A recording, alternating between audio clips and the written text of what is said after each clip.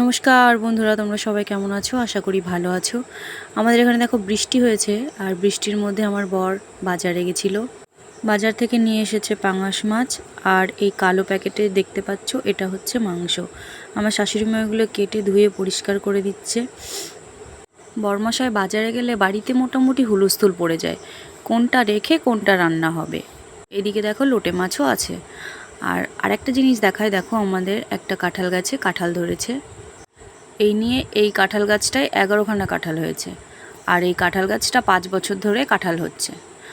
আর এবার রান্নায় ফিরবো। দেখো আলুগুলো কিছু বেছে নিয়ে মশলা তৈরি করে নেব।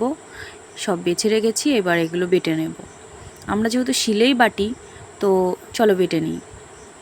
কিছু আলু কুচিয়ে নেব, যেটা পাঙাশ মাছের সাথে পাতায় দেব। আর এগুলো মাংসর জন্য রেডি করছি।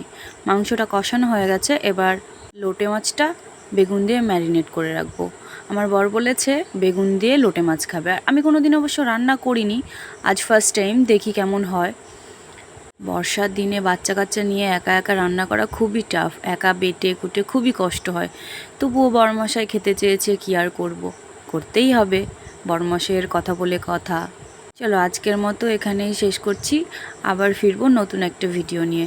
ততক্ষণ তোমরা ভালো থাকবে, সুস্থ থাকবে, হ্যাপি থাকবে।